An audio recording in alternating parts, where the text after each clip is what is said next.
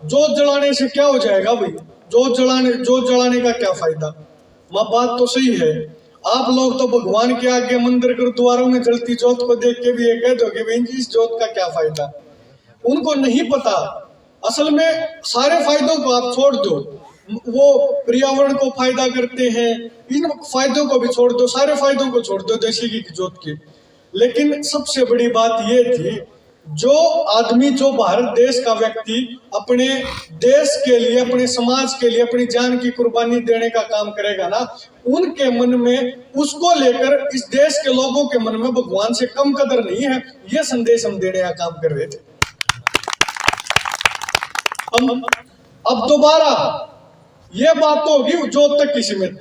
अब हम संकल्पित हैं उस चीज को लेकर जो सपना भगत सिंह ने देखा था, जो सपना देखा था कि हमारे देश की व्यवस्था ऐसी होनी चाहिए, जो सपना देखा था कि पूंजीपतियों की लूट खत्म हो और गरीब मजदूर, किसान, छोटे व्यापारी का हिस्सेदारी इस देश में बढ़े।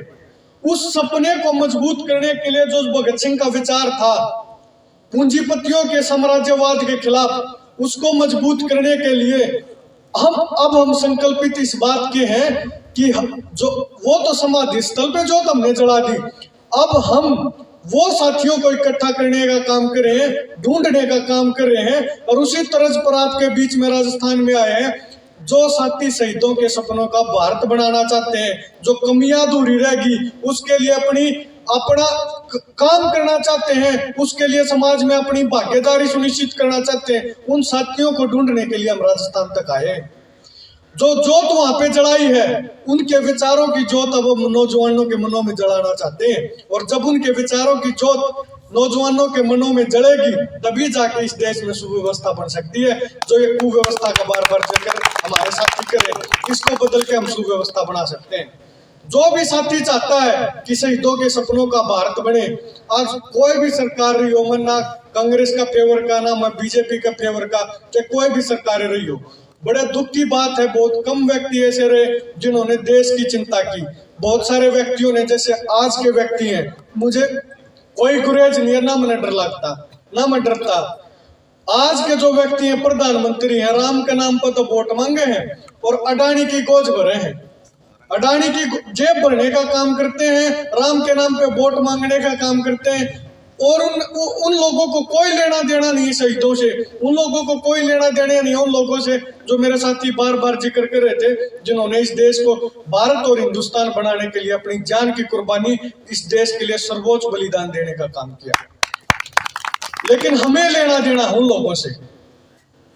जब हमारे पास युवा साथी, समझने वाले, बोलने वाले, लोगों को समझाने वाले, खड़े होने वाले, डटने वाले, लड़ने वाले, जब ऐसे नौजवान साथी हमें मिल जाएंगे, युवा साथी, तो निश्चित तौर पे शहीदों के सपनों का भारत भी बनाएंगे। मैं जिस 25 साल की उम्र में आपके बीच में यह बात कह रहा हूं, मैं चाहे बूढ़ा हो जाऊं, चाहे मैं मर जाऊं, चाहे मैंने इस व्यवस्था को बदलने के लिए दूसरा जन्म लेना पड़े, लेकिन शहीदा के सपने का भारत हम जरूर बनावाएंगे। मैं युवा साथी जो भी सुन रहा है, मुझे जो भी चाहता है कि ऐसा देश बनना चाहिए, उनसे आह्वान भी करता हूं, हम हमारे से जुड़ो, हमारा से जुड़ के उस जो शहीदों के सपने उनको पूरा कराने के लिए आप सवर से सवर मिलाओ, हमारी आवाज में आवाज मिलाओ, ताकि हम वैसा काम कर सकें। और इसके ये तो बात थी यहां तक की। इसके लिए जब हम युवा साथियों को थोड़ा सा बताना भी चाहूंगा कि जब हम काम करते हैं, जो हमारे बीच में समस्याएं आती हैं, और कैसा नेतृत्व होना चाहिए, नेतृत्व कैसे बनता है, कैसे फिजिकली, मेंटली, मानसिक और शारीरिक रूप से व्यक्ति को कैसा होना चाहिए, और कैसे हम बदलाव ला सकते हैं, ऐसे कैसे नौजवान हमें चाहिए। सबसे पहले तो मैं ऐसा समझता हूं, जो व्यक्ति होता है ना, जो भी सबसे पहले तो उसके अंदर अपनी एक कैपेबिलिटी और एबिलिटी होती है। मैं पहलवानी करता नहीं, और मैं ये कहूँ आवेश में आके, भावना में आके, जैसे भावना में आके हमने डिसीजन तो ले लिया जो तो जगाने का, लेकिन हमें अपनी कैपेबिलिटीज, हमारी एबिलिटी, मतलब हमारी, अंग्रेजी में बोलूं, हमारी क्षमता, हमारी ताकत देख कर हमने फिर विचार करा यो काम हम कर भी सका कि नहीं कर सकते। तो सबसे पहले हमारी ताकत का आकलन हमें खुद होना चाहिए, हमारे अंदर ताकत कितनी है। मैं पहलवानी करता नहीं, मैं कोई फिजिकल काम करता नहीं, और मैं ये कहूं मैं तो पहलवान से भिड़ूंगा, तो बेवकूफी वाली बात होगी ना। भावनाओं में कोई भी हमारा नौजवान साथी कोई भी निर्णय ना ले। किसी एक व्यक्ति की बात अच्छी लगी, उसके पीछे अपने जीवन को बर्बाद ना करे। भावना में लिए गए निर्णय थोड़ी देर तक चलते हैं, और सोच समझ के लिए गए निर्णय लंबे चलते हैं, वो परिणाम मूलक होते हैं। तो सबसे पहली जो चीज है ना, वो चीज ये है कि हमें अपनी ताकत का एहसास होना चाहिए। जैसे हम बार बार बोलते हैं ना कि भारत की हुंकार है, जनता ही सरकार है। हम जनता को एहसास करा रहे हैं आपके बीच में आके कि आप ही सरकार हो, आपसे बड़ी कोई सरकार नहीं है। सरकार को सरकार बनाने वाले लोग आप हो, और आप अपनी ताकत भूल के बैठे हो। कई बार बहुत लोग बोलते थे, जब मेरा थोड़ा सा बैकग्राउंड रहा, जो हम सिंगू बॉर्डर पे बैठते थे, मैं आपको थोड़ा सा और बता दूं, मैं सबसे कम उम्र का बच्चा था उनके, जो किसान नेता अंदर मीटिंग करते थे, या जो किसान नेताओं को मैं, बहुत ही सीनियर किसान नेताओं को मैं करीबी से उस आंदोलन को देखा है, और परमात्मा का शुक्रगुजार हूं कि उस आंदोलन ने हमें बहुत कुछ सिखाया है। वो आंदोलन हमारी आंखों के सामने हुआ और हम करीबी से उसको देख पाए। तो किसानों का हमारा थोड़ा सा बैकग्राउंड रहा। तो हम जब बॉर्डर पे बैठते थे, बहुत सारे लोग, मोदी नहीं मानता भाई किसी की, ये नहीं मानता, ये तो बहुत ताकतवर नेता है, ये तो कोई और। तो हमने लगातार, वो तो परिणाम आप सबके सामने ही, क्या हुआ था, मोदी मानना था नहीं या नहीं मानना था, उसको बताने की जरूरत नहीं है।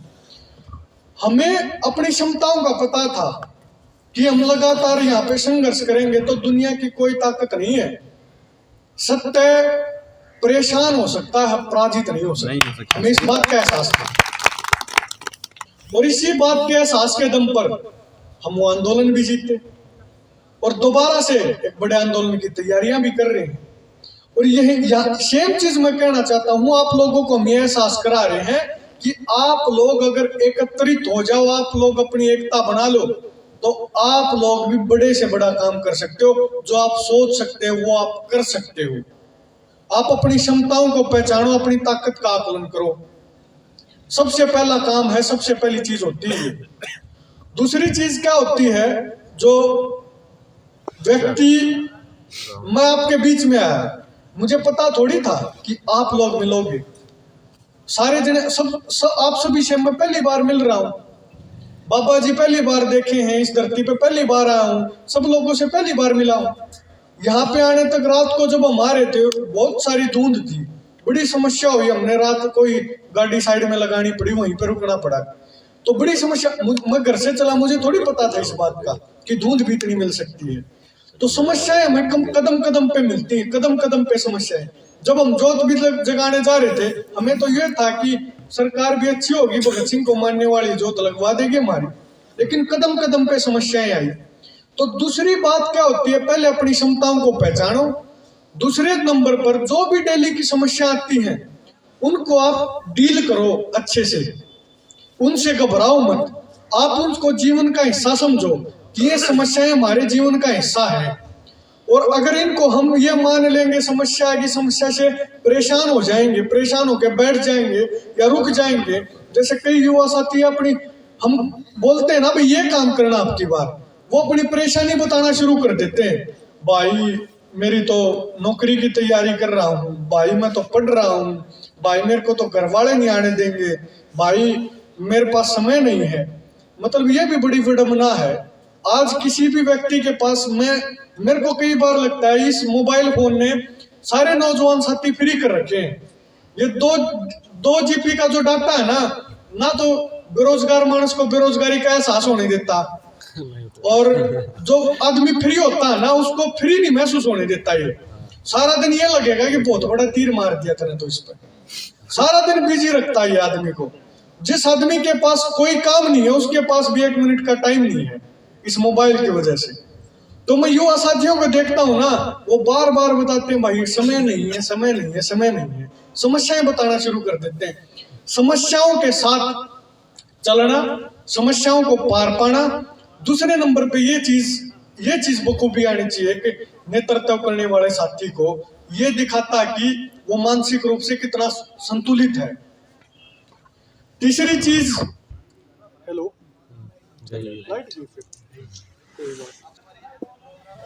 तीसरी चीज क्या है कि हम कोई भी काम करते हैं, कुछ भी काम करने लग गए, मेरे को किसी ने बता दिया भाई बाहर जाना है यहाँ से, मैं जहाँ पर्दा लगा है वहाँ से बाहर जाने का काम करूँ, इसका मतलब मैं क्या बेवकूफ़ी कर रहा हूँ। मेरे को किसी ने बता दिया कि आप दीवार को चोट मारो, जब आप दीवार को चोट मारोगे तो दीवार गिर जाएगी, मैं चोट के रूप में अपना सिर दीवार में मारने लग जाऊं तो भी समझदारी वाली बात नहीं है। उसके लिए तो औजार चाहिए जो उसको दीवार में चोट मारने के काम आ सकते हैं। तो तीसरी चीज ये होती है कि कोई भी हम काम करें वो काम परिणाम मूलक हो। अगर किसी काम का कोई परिणाम ही नहीं आ रहा है, फ्रूटफुल काम ही नहीं हो रहा है, तो वो काम करने का कोई फायदा नहीं है। जैसे आज हमारे बहुत सारे साथी ऐसे हैं जो बहुत ज़्यादा पढ़े लिखे हैं, पीएचडी भी करते हैं, पीएचडी कर भी मेरे कई टच में साथी हैं जो बड़े टेस्ट यूपीएससी की तैयारी कर रहे हैं, आईएएस अफसर बनने की जो तैयारी कर रहे हैं, लेकिन परिणाम मूलक नाम की तो वो पढ़ाई करते हैं, कई साथियों को देखता हूँ, लेकिन उसका परिणाम नहीं आ पाता। हम खेत में काम करते हैं, अगर जैविक खेती नहीं कर रहे, हम उल्टा जहर मार के जहर खा रहे हैं खुद, वो भी कोई समझदारी वाली बात नहीं है। तीसरा क्या है कि जब हम कोई भी काम करें तो परिणाम मूलक करें, उसका परिणाम आना चाहिए। कोई चीज़ सोची, अगर उसका परिणाम आएगा तो समाज का विश्वास बढ़ेगा उन लोगों के ऊपर कि भाई ये संतुलित है, यहाँ से परिणाम भी आते हैं, इनको अपनी ताकत का आकलन भी है। पहली बात तो ये। दूसरी बात क्या थी? दूसरी बात है? ये तीसरी थी, आकलन। पहला तो खुद का आकलन, पहली बात तो ये थी। दूसरी बात ये थी कि जो हमारी डेली की समस्याएं हैं उनसे डील करना, डीलिंग।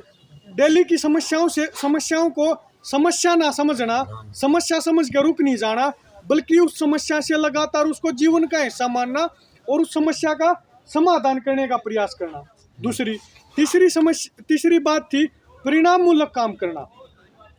और जो चौथी और आखिरी बात है, जो व्यक्ति तीनों काम उसको,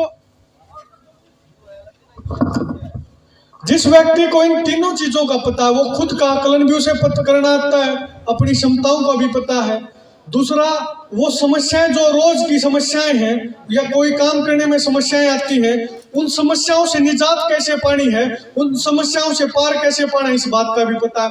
तीसरा, कोई काम करता है तो उसका रिजल्ट भी अच्छे आ जाते हैं, उसका परिणाम मूलक काम भी करता है। जो चौथी बात आती है ना, वो बहुत मुख्य है। चौथी बात है कि आप कुछ भी काम कर रहे हो, उस काम का समाज को कोई फायदा नहीं हो रहा, उस काम का समाज से कोई लेना देना नहीं है, तो इन तीनों चीजों का कोई फायदा नहीं है। आप कितने ही अच्छे हो, आदमी बहुत बढ़िया है, कई बार क्या कहते हैं ना, आदमी भाई बहुत बढ़िया है, वो बढ़िया पैसे कमा रहा है, घर बार सारी चीज बढ़िया है, लेकिन ना किसी के मरे पकड़ा हो, ना किसी के जिंदा पकड़ा हो, उसने किसी से लेना ही देना कोई, वो आदमी क्या का बढ़िया है।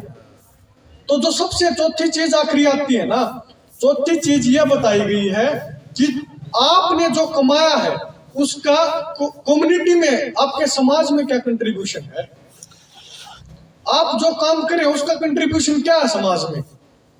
आप लोग देखोगे, मैं आपको थोड़ा सा एक साइकोलॉजिकल बात बताता हूं।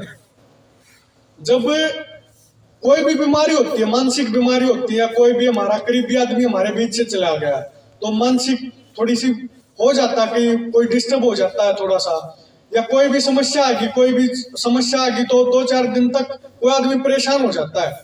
तो डॉक्टर अगर कोई 2-4 दिन तक परेशान, उसको समस्या नहीं मानते। समस्या पता किसको मानते हैं?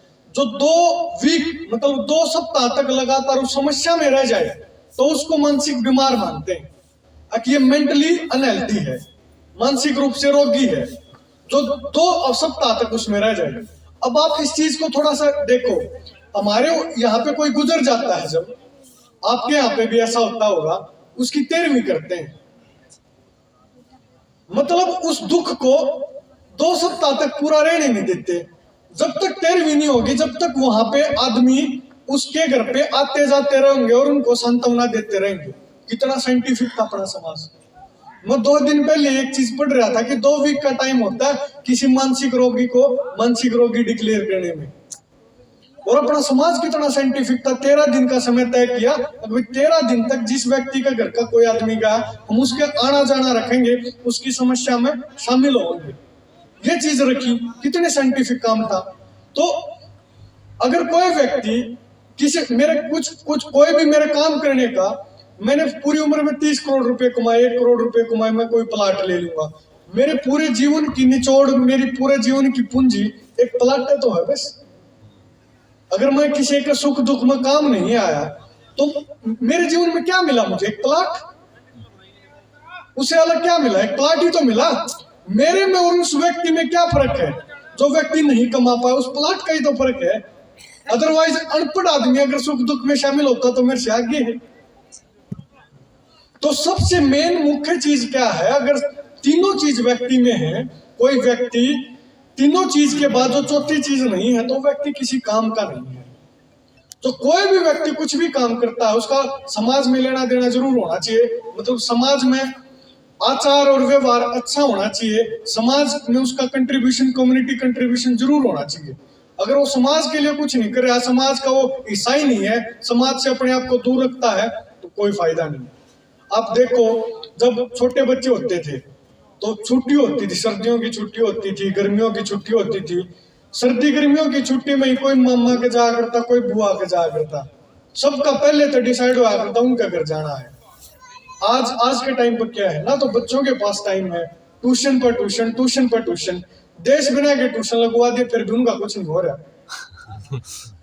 फिर भी वो उसी श्रेणी में आ जावे हैं। अब भाई बेरोजगार वाली श्रेणी में। अब मैं कल था जींद में शामिल, लाखों लोग उसके लिए, कई बहुत सारे हजारों बच्चे आए हुए थे जींद में जो प्रोटेस्ट कर रहे थे इसके खिलाफ, भर्ती पूरी नहीं कर रहे हुए सीईटी की, सीडी ग्रुप की।